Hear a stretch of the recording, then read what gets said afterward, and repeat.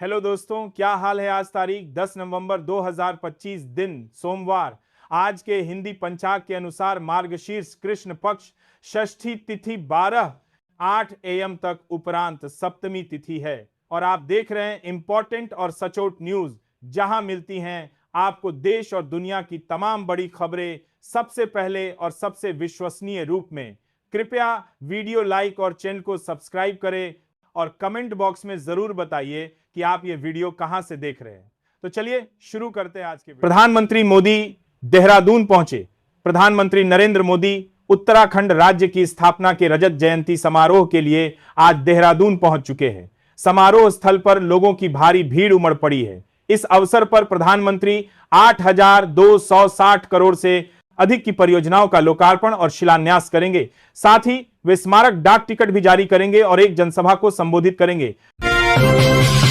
राहुल गांधी का गंभीर आरोप। कांग्रेस नेता राहुल गांधी ने कहा कि देश की भारत माता पर हमला हो रहा है। उन्होंने प्रधानमंत्री मोदी, गृह मंत्री शाह और ज्ञानेश कुमार के गठजोड़ पर सवाल उठाते हुए कहा कि यह भारतीय जनता पार्टी और चुनाव आयोग का तंत्र है जिसने 25 लाख वोटों की चोरी की है। उन्होंने यह भी दावा किया कि उनके पास वोट चोरी के और भी सबूत हैं जिन्हें वे धीरे धीरे सामने लाएंगे।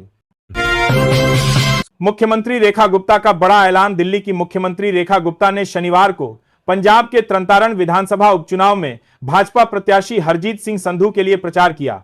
उन्होंने तरनतारण की धरती से ऐलान किया कि अब पंजाब को नशे, भ्रष्टाचार और कर्ज से मुक्त किया जाएगा और आप पार्टी को इसका जवाब मिलेगा। उन्होंने जोर देकर कहा कि यह चुनाव केवल एक सीट का नहीं बल्कि प्रदेश के भविष्य और विकास की दिशा तय करेगा। आप विधायक का ऑस्ट्रेलिया पलायन। पंजाब के सन्नौर विधानसभा क्षेत्र से आम आदमी पार्टी के विधायक हरमीत पठान माजरा ऑस्ट्रेलिया भाग गए हैं। विधायक के खिलाफ कुछ दिन पहले ही लुकआउट नोटिस जारी हुआ था। ऑस्ट्रेलिया पहुंचकर विधायक ने एक निजी से बड़ा दूरती से बरारजी से विधायक के साथ में बड़ा पंजाबी यूट्यूब चैनल को दिए इंटरव्यू में पंजाब की राज्य सरकार पर जमकर निशाना साधा है। उनके इस कदम से पंजाब की राजनीति में हलचल मच गई है। राहुल गांधी का पचमढ़ी दौरा। लोकसभा में नेता प्रतिपक्ष राहुल गांधी अपने 2 दिवसीय पचमढ़ी प्रवास पर हैं। उन्होंने रविवार को वहां जंगल सफारी का आनंद लिया और पार्टी नेताओं से संगठन को मजबूत करने का आह्वान किया। इस दौरान उन्होंने गंभीर आरोप लगाते हुए कहा कि भारतीय जनता पार्टी ने हरियाणा की तरह ही मध्य प्रदेश, महाराष्ट्र और छत्तीसगढ़ के चुनावों में भी वोट चोरी की है और अब SIR से इसे कवर अप करने की कोशिश कर रही है। गुजरात में 3 संदिग्धों की गिरफ्तारी। गुजरात पुलिस को एक बड़ी सफलता मिली है। देश में आतंकी हमले की साजिश रचने के आरोप में 3 संदिग्धों को पुलिस के आतंक रोधी दस्ते TS ने उस समय गिरफ्तार किया जब वे हथियार पहुंचा रहे थे। इस गिरफ्तारी से एक बड़ी साजिश को नाकाम कर दिया गया है। इस संबंध में विस्तृत बयान का अभी इंतजार किया जा रहा है। बिहार में मुख्यमंत्रियों के परिवारों की साख दांव पर।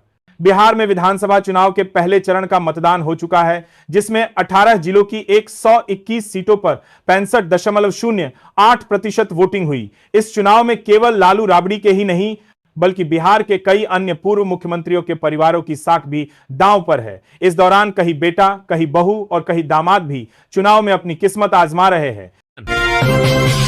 त्रिसेवा अभ्यास त्रिशूल। भारत के त्रिसेवा अभ्यास त्रिशूल के दौरान सेना, नौसेना और वायुसेना की सामूहिक शक्ति और तालमेल की जांच की जा रही है। थार रेगिस्तान से लेकर सौराष्ट्र तट तक हो रहा यह भव्य अभ्यास आत्मनिर्भर भारत का शानदार प्रदर्शन है। इसमें ड्रोन, साइबर, खुफिया और हवाई रक्षा जैसे महत्वपूर्ण क्षेत्रों को शामिल किया गया है, जो देश की सुरक्षा तैयारियों को मजबूत करने का प्रतीक है। RSS प्रमुख का बयान। RSS राष्ट्रीय स्वयंसेवक संघ के प्रमुख मोहन भागवत ने यह स्पष्ट किया है कि मुस्लिम भी संघ की शाखा में आ सकते हैं। हालांकि उन्होंने कहा कि उन्हें अपनी विशिष्ट पहचान छोड़कर केवल भारत माता के पुत्र के रूप में ही आना होगा। उन्होंने यह भी बताया कि RSS का लक्ष्य संपूर्ण हिंदू समाज को संगठित करना है, जहां सभी जाति और धर्म के लोग केवल भारत माता के पुत्र के रूप में ही शामिल होते हैं। बिहार चुनाव जनसभा में तोड़फोड़। बिहार के मधुबनी में भोजपुरी फिल्मों के स्टार पवन सिंह के प्रचार के लिए न पहुंचने पर उनके समर्थकों में भारी गुस्सा भड़क उठा। भारतीय जनता पार्टी के प्रत्याशी विनोद नारायण झा के समर्थन में आयोजित इस जनसभा में उपस्थित भीड़ ने जमकर तोड़फोड़ की। गुस्साए लोगों ने पंडाल और सैकड़ों कुर्सियों को क्षतिग्रस्त कर दिया।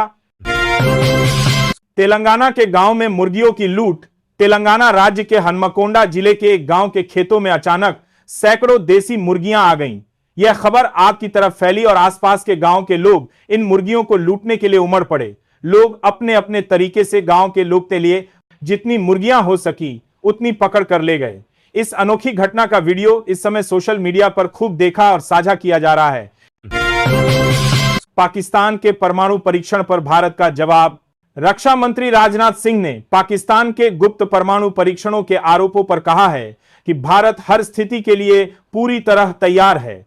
उन्होंने यह बयान अमेरिकी राष्ट्रपति डोनाल्ड ट्रंप के उस आरोप के बाद दिया जिसमें ट्रंप ने पाकिस्तान पर चोरी छिपे परमाणु परीक्षण करने की बात कही थी। हालांकि पाकिस्तान ने इस आरोप को खारिज कर दिया है। भारत ने स्पष्ट किया है कि वह पूरी स्थिति पर नजर बनाए हुए है। प्रधानमंत्री मोदी का गढ़वाली में संबोधन। उत्तराखंड राज्य की स्थापना के 25 वर्ष पूरे होने पर प्रधानमंत्री नरेंद्र मोदी देहरादून पहुंचे।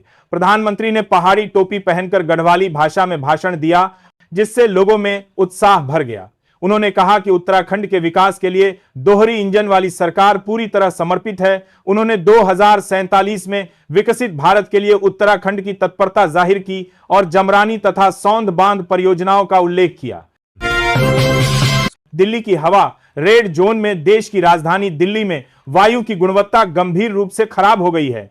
वायु गुणवत्ता सूचकांक के QI 400 के पार पहुंच गया है जिससे दिल्ली की हवा रेड जोन में आ गई है। आशंका है कि नवंबर माह के अंत तक ठिठुरन बढ़ने से प्रदूषण और बढ़ेगा। डॉक्टरों ने लोगों को जरूरी सावधानी बरतने की सलाह दी है और प्रशासन प्रदूषण नियंत्रण के लिए लगातार प्रयासरत है। राजनीति में संघ की भूमिका पर भागवत का स्पष्टीकरण। RSS प्रमुख मोहन भागवत ने राजनीति में संघ की भूमिका को स्पष्ट करते हुए कहा कि राजनीति समाज को बांटती है जबकि संघ समाज को एकजुट करता है। उन्होंने कहा कि इसलिए वे राजनीतिक दलों का समर्थन नहीं करते बल्कि उन नीतियों का समर्थन करते हैं जो समाज के हित में हो। उन्होंने जोर देकर कहा कि संघ पहले से ही सबका साथ और सबका विकास में विश्वास रखता है।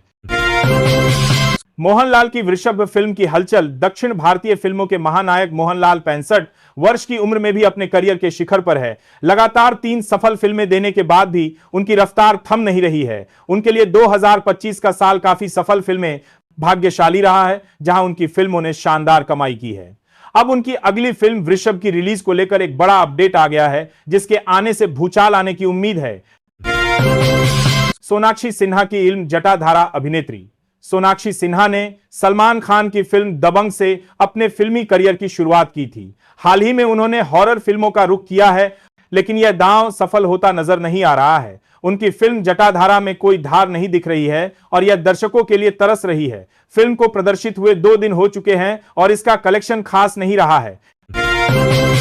ताजमहल में सगाई और नई तमन्ना। ऑस्ट्रेलिया के लिए 2 विश्व कप खेल चुकी महिला क्रिकेटर अमांडा वेलिंगटन ने भारत के ताजमहल में सगाई कर ली है। विवाह के बंधन में बंधने जा रही अमांडा ने अब अपनी नई तमन्ना जाहिर की है। उन्होंने कहा है कि वह अब टीम इंडिया के लिए खेलना चाहती है। उनका यह फैसला खेल जगत में चर्चा का विषय बन गया है। साप्ताहिक राशिफल। मिलेगी खुशखबरी। नवंबर महीने का दूसरा हफ्ता यानी 10 से 16 नवंबर 2025 का सप्ताह मिथुन सहित 5 राशि वालों के लिए खुशखबरी लेकर आ रहा है। यह समय आत्मचिंतन, नए आत्मविश्वास और स्थिर प्रगति का प्रतीक है। इस दौरान चंद्रमा कर्क, सिंह और कन्या राशि से गुजरेंगे जिसके फलस्वरूप भावनाओं, रचनात्मकता और व्यावहारिक सोच के बीच एक अच्छा संतुलन बनेगा।